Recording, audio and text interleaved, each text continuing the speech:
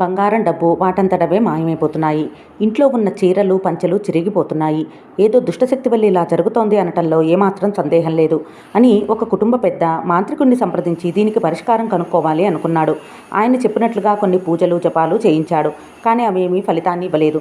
చివరికి అతను పరమాచార్య స్వామివారి వద్దకు వచ్చి తన బాధను చెప్పుకున్నాడు.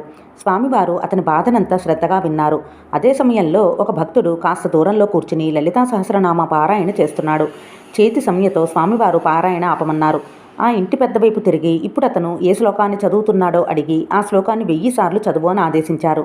ఆయన వెంటనే అతని వద్దకు వెళ్ళి ఆ శ్లోకాన్ని అడిగి తెలుసుకుని నేర్చుకుని భక్తితో ఒక 1000 సార్లు పారాయణ చేశాడు.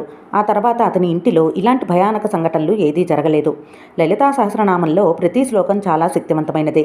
అవి ఫలించడానికి భక్తి, నిష్ఠ, నమ్మకంతో పాటుగా అపర లలితా స్వరూపులైన పరమాచార్య స్వామి వారి యొక్క ఆజ్ఞ కూడా ఎంతో అవసరం. శ్రీమాత్రే నమః.